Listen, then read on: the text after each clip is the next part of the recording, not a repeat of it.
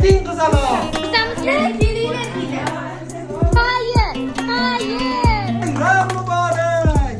Sizlarga juda ko'p sovg'alar keltirdim. Kim sovg'a oladi? Qizaloq bak, Rasmga olaylik. Kim biladi? Yasmina. Bayramingiz bilan ismoil.